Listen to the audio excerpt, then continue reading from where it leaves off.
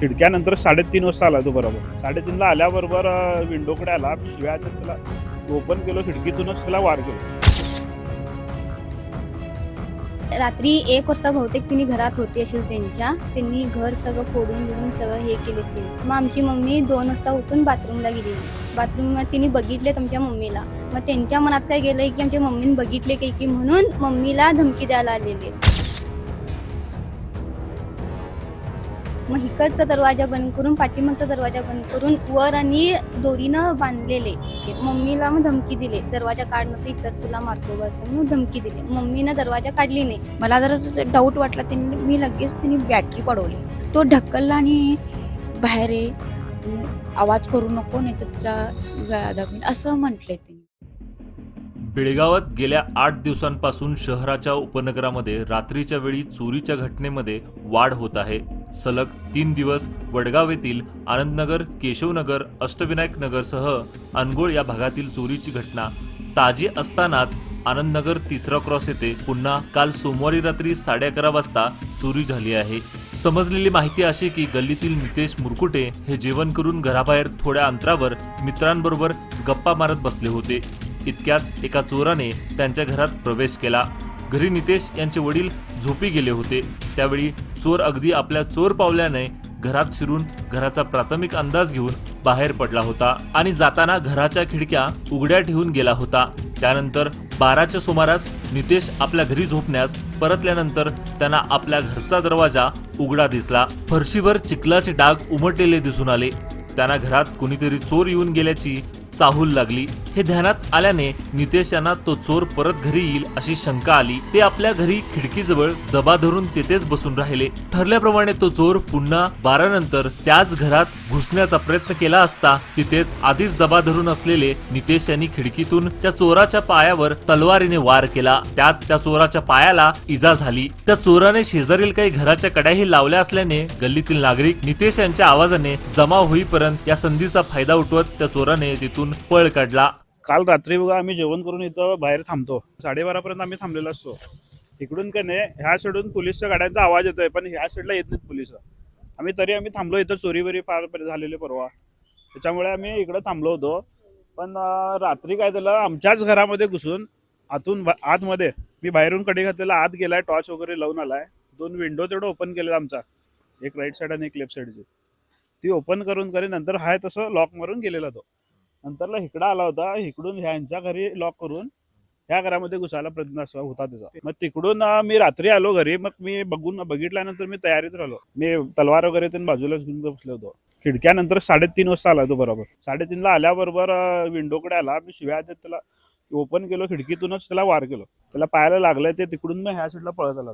मग नंतरला पोलीस आल्यानंतर ते हे पण आलेलं डॉगला घेऊन आले. त्यांनी सर्च केले. ते फिरत होतं पण इकडं तिकडे जात होतं.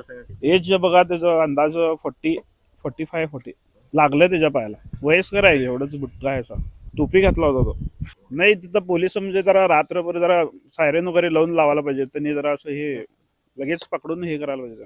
त्यानंतर पुन्हा रात्री 2 वाजण्याच्या सुमारास त्याच आनंदनगर भागातील 3रा क्रॉस येथील कोपऱ्यावर असलेल्या नाल्या शेजारील विठ्ठल सुतार यांच्या घरच्या कड्या त्या चोराने बाहेरून बंद करून त्याला चिंध्या बांधल्या होत्या, जेणेकरून दरवाजा आतून लवकर उघडता येऊ नये. नंतर त्या घरासमोरील प्रशांत भातकांडे यांच्या घरात चोरीच्या उद्देशाने पुढे निघाला. परंतु विठ्ठल लोहार यांच्या घरातील एक महिला लता विठ्ठल सुतार या बाथरूमसाठी घराबाहेरील शौचालयात गेली होती. हे त्या चोराच्या लक्षात आल्याने त्या महिलेस त्या चोरांनी शौचालय बाहेरून धमकवण्यास सुरुवात केली. जर बाहेर पडलीस तर जीव घेईन अशी धमकीही दिली आणि त्या घरासमोरील भातकांडे यांच्या घराकडे चोराने आपला मोर्चा वळवला. म्हणजे रात्री 1 वाजता बहुतेक तिने घरात होती असेल त्यांच्या. त्यांनी घर सगळं फोडून बिडून सगळं हे केले त्यांनी. प्रशांत भातकांडेचं समोरचं घर. मग आमची मम्मी 2 वाजता उठून बाथरूमला गेलेली. बाथरूम तिने बघितले आमच्या मम्मीला. मग त्यांच्या मनात काय गेलंय की आमच्या मम्मीने बघितले की म्हणून मम्मीला धमकी द्यायला आलेले. मग इकडचा दरवाजा बंद करून पाठीमागचा दरवाजा बंद करून वर आणि दोरीनं बांधून घट हे केलेले. मम्मीला मग धमकी दिले, दरवाजा काढ तर इथं तुला मारतो बस म्हणून धमकी दिली. मम्मीनं दरवाजा काढली नाही. हाय थोड्या ताकदीनं मम्मीनं दरवाजा ढकलून कडी लावून घेतली आतनं. हा बरोबर. मग नंतर मम्मीचा आवाज गल्लीपर्यंत गेलेला. ते पोलीस मम्मीचा आवाज ऐकून तिकडनं पळत आले. मग आमची आत्या तिकडनं पळत येईपर्यंत पोलिसांनी आणि आत्याने दरवाजा ओपन केले सगळं. मग नंतर मम्मीला इकडे घेतलो. मग नंतर सगळी तपासणी पोलिसांनी केल्यानंतर मग तिथं आम्हाला डाऊट आला म्हणून तिथं बघायला सांगितल्यानंतर ते सगळं ओपन होतं दरवाजा. मग आत जाऊन सगळं बघून चेकिंग करून मग ते हे केले. किती वाजता साधारण घटना? 2ला झाली. दोनदा. 2ला झाली. भातकांडी घरी नसतात का इथे? नाही, त्यांनी असतात खरं मुंबईला त्यांचं हे असतंय. मुंबईला जातात, सुट्टीला ते येतात त्यांनी इथं. काल संध्याकाळी 2 वाजता आम्ही बाहेर आलो रात्री हा. टॉयलेटसाठी. मग गेले मी आणि जाऊन बसल्या बराच वेळ, म्हणजे मी बाहेर आले नाही. मला जरा डाऊट वाटला. मी लगेच त्यांनी बॅटरी पडवली. चोराणी. हा, हा. बॅटरी पडल्यावर मी घाबरलं, म्हणजे हे काय तर चालू आहे इथं. हा. मग पाठीमागची कडी घातली, इथली कडी घातली हा. आणि तिथंच येऊन थांबला येतो. मग मला जरासं भीती वाटली की हे काय तर काम चालू आहे. मग मी कडी काढून परत हे केलं तर तो ढकलला आणि बाहेर ये, आवाज करू नको नाही तर तुझा गळा दाबीन असं म्हटलंय त्यांनी मला. मग मी ते घाबरून ओरडायला चालू केली. हा. ओरडलेल्या बरोबर आमचे सगळे बाहेर पळून आले. हा. तुमच्या घराला कड्या लावून बंद कडून लावून बंद केलेले. काय केलं होते घराला? कडी घातलेली आमच्याकडे. मी बाहेर होतो ना, सगळी कडी घातली, कडी घालून दोरीनं बांधलेली. हा, हा. हम्म. कडी घातली. मग नंतर काय झालं? पुढे मग तेच की मग बाथरूमला गेलेलो मी. मग मी बाथरूम मध्ये बसल्यानंतर मला जरासं बसले थोड्या वेळाने तर त्यांनी आणि येऊन तिकडनं याचा गेटचा आवाज आला मला आणि कुत्री भोकली. पोलिसांच्या शिट्टीचा आवाज आला. मग ती पळत इकडे आल्यावर ती बॅटरी पडवल्यावर मी घाबरलो एकदम. हे काय तर दुसरंच काम म्हणजे आहे.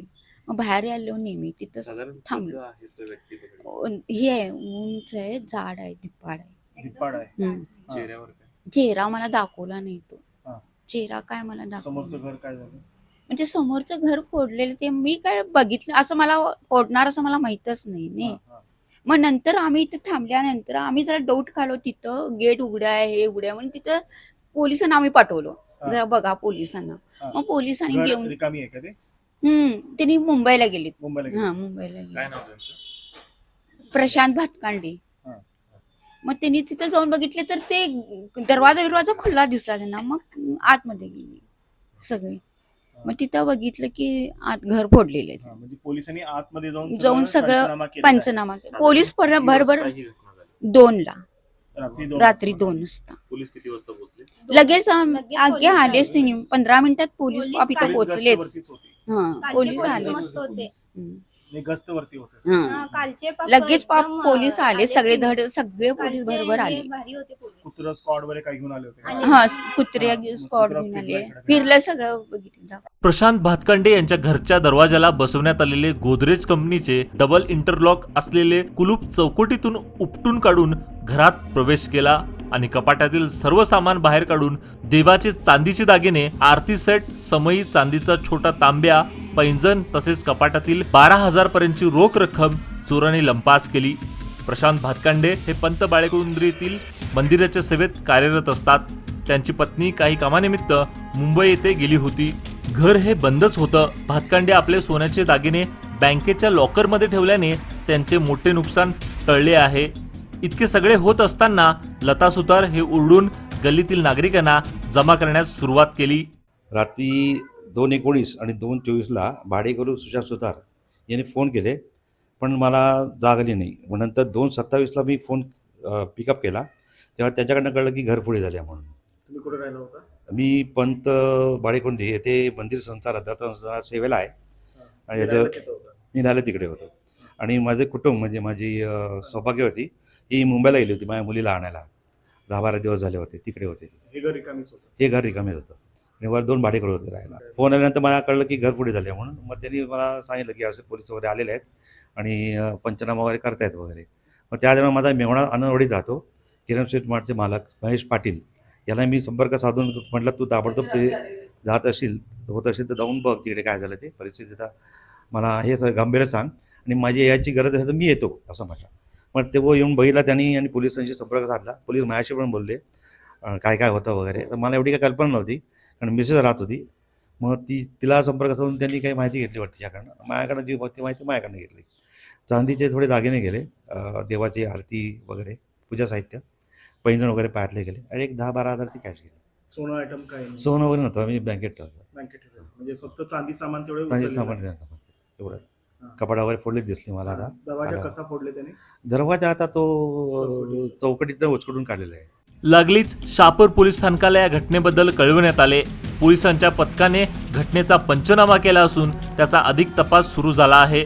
मात्र तो चोर परिसरातच फिरत असल्याचं सीसीटीव्हीमध्ये दिसून येत आहे. सीसीटीव्हीमध्ये तो चोर अंगाने सुदृढ दिसून येत असून त्याने अंगावर काळ्या रंगाची हुडी परिधान केली असल्याचं दिसून येत आहे. त्यामुळे त्या चोराचा चेहरा स्पष्ट दिसून येत नाही. या सीसीटीव्ही मधील चोर आणि 3-4 दिवसापूर्वी अष्टविनायक नगर मधील सीसीटीव्ही मध्ये दिसून आलेला चोर हा प्राथमिक अंदाजाने एकच असल्याचं संशय व्यक्त करताना दिसून येत आहे.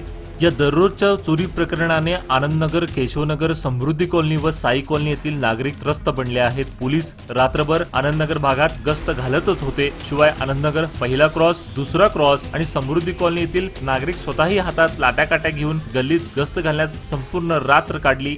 पोलीस यंत्रणा आता अजूनही जोमाने कामाला लागली पाहिजेत आणि नागरिकांना या संकटातून बाहेर काढलं पाहिजेत. नागरिकांनी रात्री आपल्या घराबाहेरील दिवे लावून ठेवावे आणि पाळत ठेवून सतर्क राहणे गरजेचे बनले आहे. प्रसंगी टिळकोडी पोलिसांतर्फे नागरिकांनी आपले मौल्यवान दागिने बँकेत ठेवण्याचा सल्ला दिला आहे, असे पत्रकाद्वारे कळविण्यात आले आहे.